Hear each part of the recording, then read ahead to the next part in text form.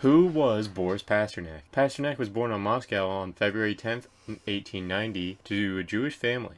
From 1904 to 1907, he was roommates with a Peter Minkovich in school. They split way when Boris went to Moscow Conservatory for Music and Peter went to Lvov University to study history and philosophy. Pavel is based on Peter and Strelnikov in Boris's future book, Dr. Zhivago.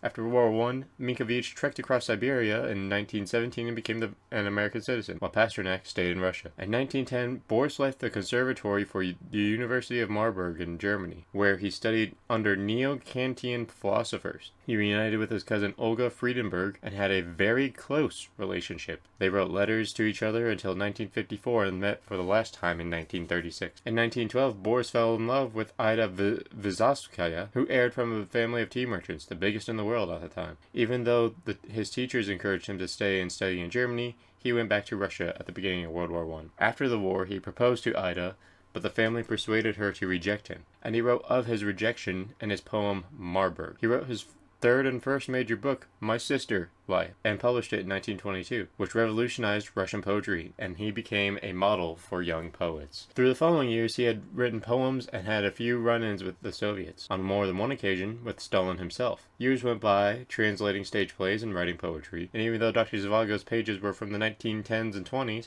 it wasn't completed till 1955. Pasternak submitted to Novy Mir in 1956, which rejected publishing because of anti-socialist realism. The novel also criticized Stalinism, collectivism, the Great Purge, and the Gulag. Things changed when an Italian journalist went to Russia and heard about Dr. Zhivago. He traveled to meet Pasternak immediately. It was released in 1957 and became extremely popular in the non-communist world. There were rumors of the CIA spreading copies through Russia as well. It was also criticized in the State of Israel as anti-Jewish. He had won a Nobel Prize, but the Soviet Union forced him to deny it and continued to demonize him for his views. He eventually died in 1960 to lung cancer. Was Pasternak really a good man, or was he just a tool for the rich and government?